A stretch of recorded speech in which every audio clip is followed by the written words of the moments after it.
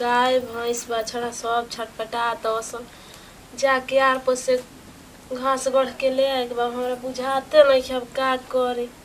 आईनी होने से गोईठा लेके ओटोला से नलिए में गिर गल है, चले के मने नहीं है कर। केहू के सवांगी दुनिया में ना रहलन तो करे बुझाला। हाय रे दादा, हे भगवान जी हमार जिंदगी पार करी है।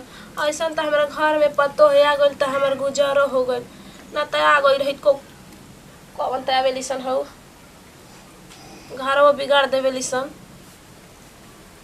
भगवान हमरा नसीब में हमार पतो ही बढ़िया लिख देलन। आ जाइल तो घर वो चल बन गई। सुना तो कने हाँ रे माजी। अरे सुना हो कबे से बोलाओ तनी तारा सुनाते नहीं खे। का माजी का कर तो घर में? हमारी घर में ना साड़ी चपकत रही।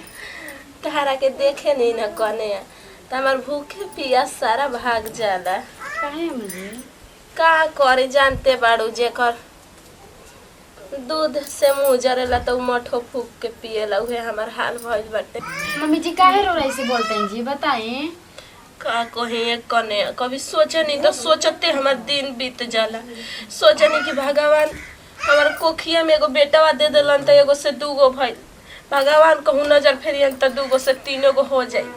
आज हमार लइकावा ना भई रही तो हम कावना राहे गई रहती। ये सोच सोच के हमार का कहे कहलो नहीं है जाए। बाकी मम्मी जी जब अम्मा सोची अब सोचन तो रो रहा है तभी ऐसा तबीयत खराब और तबीयत खराब कर लें बताइए। गाँव घर देखी तो कहीं की देख उनकर पतैया नहीं कर तब ना ऐसा बुढ़िया भइल बाली। जाए तो कहनी है ना बोले याओ तनी बोलाइले हड़ी जन बेला जो तार सीए के दियाइल बटे। पैसा तो हइले नहीं खे कहम कि 12 तारीख के 14 तारीख के बबुआ भेज दी बाहर से तो तोहरा के पैसा दे दे ब्लाउजवा ले आ देते ठीक ना। ठीक बा मम्मी जी जाए। ठीक बच्चा आ देखी है घर के दरवाजा बहरी वाला बंद करके रखानी ना तो आजकल के घर औरत आवत ऐसा घरे मीठा मांगे खातिर अभी जानते नहीं खू दूध दही मांगे खातिर घर फोड़ के चल जाता सन। तो का हो गल मम्मी जी बताई जब आपन धन बा देवे में काटे लायक बा कोई मांगे दरस तो देइए दे तन के। बा खो मांगे के ना कहनी हां बिगाड़े के कहनी है बिगाड़ के चल जिया सन। ई ना देखी है कि हम कहली ना कि तार सास ना मानेली तो करे बुद्धि सुनी है जानतड़ू। लोग कहेला कि कैसे कहते हैं जी हम कोई हमरा के बिगाड़ दी तो हम बिगड़ जाई। हाँ, बताइए लोग कहेला कि कौआ कान लेके भागल तो लोग देखेलू कौवे के देखेला कि कहाँ लेके जाता मगर अपन कानवा केहू ना देखेला। जाता ये कने थनी अबेर हो जाए ना तो वो चल जी ना सोहे काटे के कहाँ कहाँ जाली जा। ठीक ना बढ़िया से रही है कवड़िया बंद कर दी है।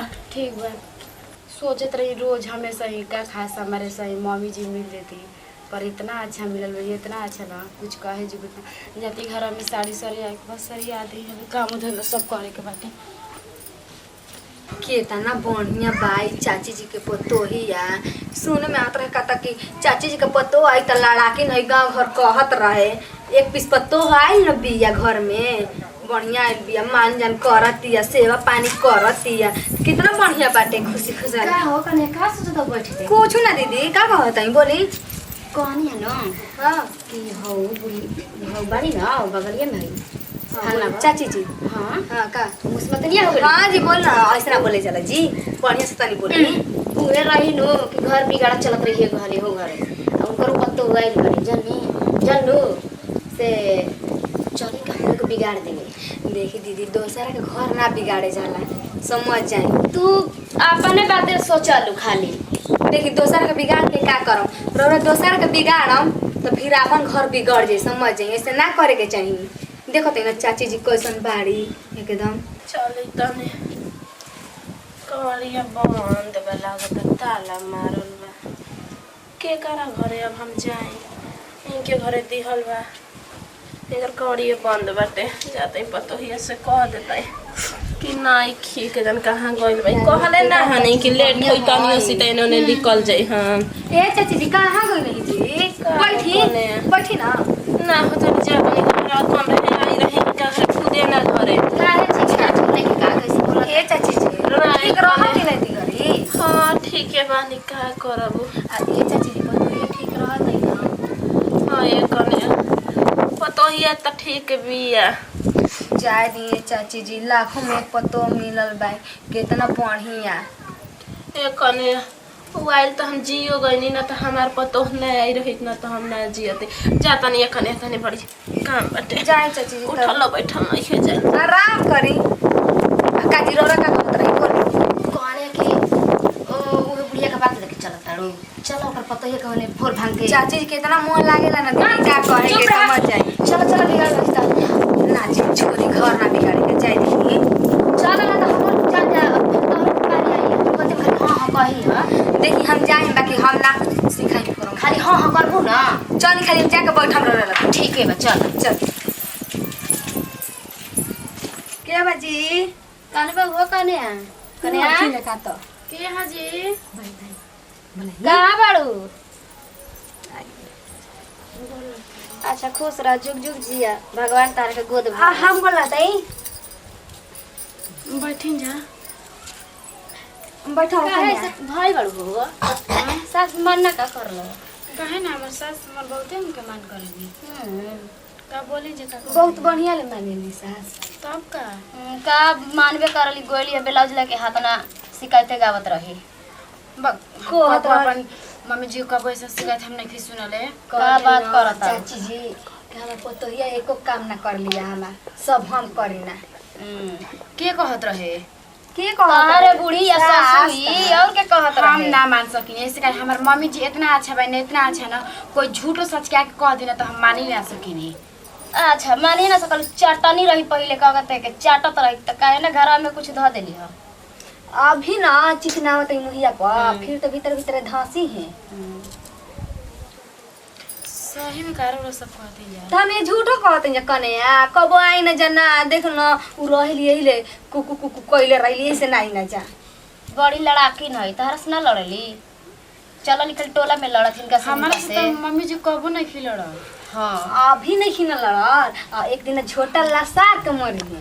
हां ठीक है कहत और ओकरा के मरले रही। अरे हो कौची तो कहाली मदन के पतोहिया के हाँ, तब बगल तो हाँ। में लड़ले रहे तो हम सोचले रही मम्मी जी के एगो मम्मी जी बानी एगो पापा जी बानी तो का वहाँ सबके हम लेके चली एगो हमार सवांग बानी तो मम्मी जी कबो ऐसे करिए ना सकेनी। ये कौन है आ जान दू ना ई बते ना कौन तरह से ये ब्लाउज ले गई ना ये तना शिकायत करत रही बैठ के। आए तो हमने पूछन कहां गई रही दीदी कहां गई चाची जी है। चलो चलो वही में कहता नहीं अब सोचत रह तू बैठ के हमके जाते जाना चलो ना तैयार झगड़ा हो कबे से जाए गोइल बड़ी का 1 घंटा हो गेल गोइला। चली जी दीदी चली जातन जना तैयार जी हन हमनी के मत कही ह। ठीक बा।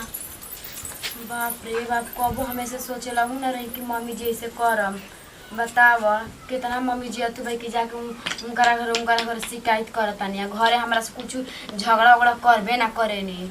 आ कैसे चिकन चिकन यहाँ के बतियावतानी कुछ तो हम कने जानते नहीं खे। आई हम आई भगवान में उठाई वाली था हमारा के तो ठीक हो जाती काहे के छोड़ा ले बा। त मरे जी तो ठीक रह दे। ई काहे ऐसे बोलते रे के करा फोन में बतियाते काहे कि हम फोन से बतियाई मर हाँ, कोई बात के? तब के करा के जैसे तुम शिकायत कर आइलू ना पेट भर गेल ना।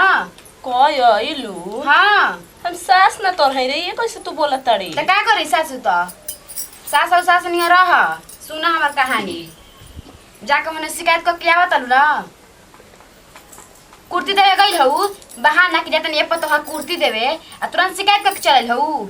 आई हो किस्मत हम कहनो से शिकायत ना कइला है कौन खिड़की में है तू बतियैला है रे कौन तोरा के कान फोड़ देला है सन कौनो काने न फोड़ले सन हमरा के कान फोड़ी कौन फोड़ले है आ बता तोहरे कौन के फोड़ले हा।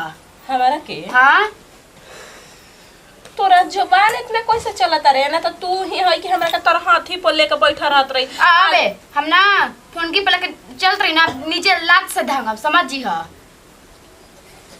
अब तारा खा जे तनी खाए ना आवे लोग के तसली खाए तारा खा जे तनी जा जुड़े जा कब तो सनी खानी रे कि तानी से खानी हमरा के देखो जे कैसे सरबो पीट दिया बैठ के हां तू ना जा हुनिया मर जा जा ना हमारा मर्द कमा कमा के लावत इनका खियावत ना त खा तली बैठ के तोहर बेटा है तो हमरो भाता रहूंगा सुन ला। अब बियाह कोई देले भाई तोरा बस में होइए गइल बा अब ले ले अब ले ये ना ले ले बड़ी तो लइए ना ले काहे के शादी कैलू काहे के शादी कइलू शिकायत खातिर बता होने बताओ ना जाके शिकायत करी। हम दुख झेल झेल के हम लइका लइकी अपन पोसानी भगवान आज हमरो के गोद में एगो लइकी दे देले रहतन त हमरा इतना दुख है शासन ना सही के पड़ी। तो काहे भगवान लइका देलन आ चाहे लइकी ऐसे तू कर में करत ना तरह के भगवान ना दिहन जा जा के उनकर घर फोड़ता लू। देखल है हमरा के कौन नहीं मेरा से कहा जा के अलगे बनावे खातिर ना काहे कही हो काहे कही जाके होने बनाए खाए आई बोलू खाना हमारा छू ले लू तो तर झोटा ना मार दे समझ जी हो जानता नहीं को हमरा के जा होने जा ना जा।